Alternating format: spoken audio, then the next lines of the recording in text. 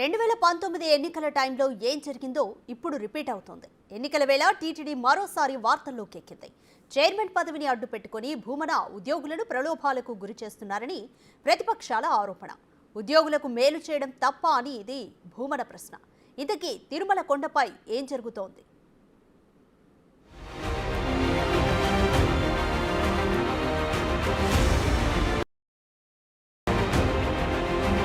ప్రపంచంలోనే అతిపెద్ద ధార్మిక సంస్థ తిరుమల తిరుపతి దేవస్థానం.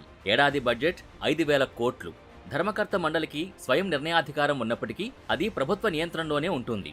అందుకు కారణం రాష్ట్ర ప్రభుత్వం నిర్ణయించిన వారే ధర్మకర్తల మండలిలో సభ్యులుగా ఉంటారు కాబట్టి. టీటీడీని కూడా ప్రస్తుతం తమ సొంత పనులకు ప్రభుత్వం వినియోగించుకుంటుందనే ఆరోపణలు వెల్లువెత్తుతున్నాయి. ఇప్పుడు ఎన్నికల ముంగిట ఉద్యోగులకు తాయిలాలు ఇస్తున్నారని, అదంతా ప్రలోభాలకు గురిచేయడమే అని టీడీపీ ఆరోపిస్తోంది.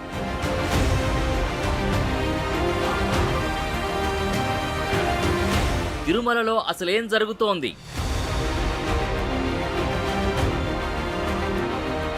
ప్రలోభాల మాట వాస్తవమేనా?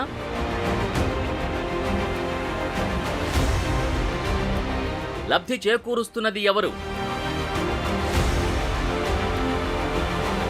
2019 ఎన్నికలకు ముందు కూడా టీటీడీ సెంట్రిక్ గా పెద్ద ఎత్తున రాజకీయాలు నడిచాయి. అప్పట్లో చంద్రబాబు కుటుంబం పింక్ డైమండ్ తీసుకుందని విజయసాయిరెడ్డి ఆరోపించారు. దేవాలయంలో అనేక అక్రమాలు జరుగుతున్నాయని అప్పట్లో ప్రధాన అర్చకుడిగా ఉండి పదవీ విరమణ చేసిన రమణ దీక్షితులు ఆరోపించారు. దానిపై అప్పటి టీటీడీ ధర్మకర్తల మండలి విజయసాయిరెడ్డితో పాటు రమణ దీక్షితులపై ఏకంగా 2 కోట్ల రూపాయలకు పరువు నష్టం దావా వేసింది.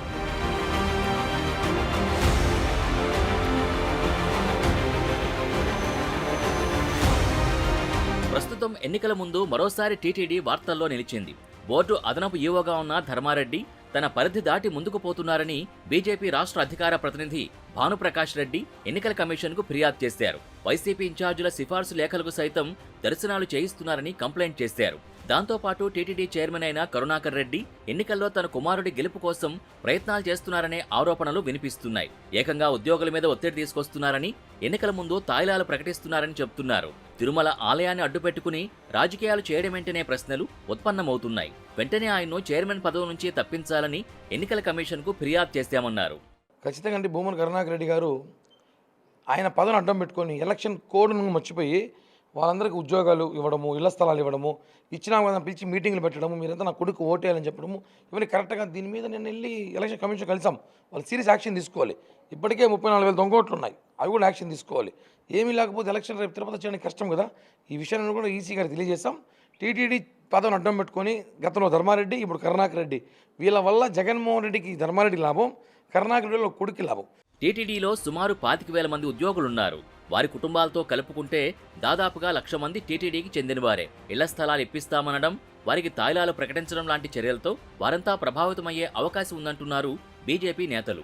టీటీడీ ఉద్యోగుల ఓట్లతో తన కొడుకుని గట్టెక్కించుకోవాలని భూమన చూస్తున్నారని ఆరోపిస్తున్నారు. ఇక్కడ చైర్మన్షిప్ హోదాలో ఎన్నికల కోడ్ అమల్లోకి వచ్చిన తర్వాత కూడా ఇవాళ ప్రివిలేజెస్ అన్నింటిని కూడా ఎంజాయ్ చేస్తున్నారు. అంటే అక్కడికి ఆయన దగ్గరకు వచ్చేటువంటి స్టాఫ్ ఎవరైతే టీటీడీ ఉద్యోగులు ఉన్నారో వాళ్ళందరూ కూడా సబార్డినేట్స్గా ట్రీట్ చేయడం కారణంగా వాళ్ళ మీద ఈయన ఇన్ఫ్లుయెన్స్ ఉంటుంది. సుమారు ప్రత్యక్ష పరోక్షంగా పనిచేసేటువంటి టీటీడీ ఉద్యోగుల సంఖ్య రమారమి 25,000 మంది ఉంటారు. వాళ్ళ కుటుంబ సభ్యులతో కలిపితే సుమారు 1,00,000 మంది పైన ప్రభావం చూపించేటువంటి అవకాశం ఉంది. అసలుకే అబద్ధాలు చెబుతూ అధికారాన్ని ఎలా దుర్వినియోగం చేసుకోవాలో తెలిసినటువంటి ఈ తిరుపతి ఎమ్మెల్యే మరియు టీటీడీ చైర్మన్ భూమన కరుణాకర్ రెడ్డి గారు పదే పదే ఎన్నికలు సమీపిస్తున్నటువంటి వేళలో ఉద్యోగస్తులను ట్రాన్స్ఫర్ చేస్తామని కొండపైన వ్యాపారస్తులను బెదిరిస్తూ తనకున్నటువంటి ఈ చైర్మన్ గిరిని అడ్డం పెట్టుకుని అందరినీ కూడా ఓటర్లుగా భావించి ప్రలోభాలకు గురి చేస్తున్నారు, బెదిరింపులకు గురి చేస్తున్నారు. ప్రతిపక్షాల ఆరోపణలకి వైసీపీ కూడా ధీటుగా కౌంటర్ ఇస్తోంది. ఉద్యోగులకు వేతనాల పెంపు, ఇళ్ల స్థలాలు ఇవ్వడం ప్రతిపక్షాలకి నచ్చడం లేదని చెప్తున్నారు. మొత్తం మీద ఈ ఇష్యూ తిరుపతిలో చర్చనీయాంశంగా మారింది. రాష్ట్రంలోని రాజకీయ వేడి టీటీడీని గట్టిగానే తాకింది.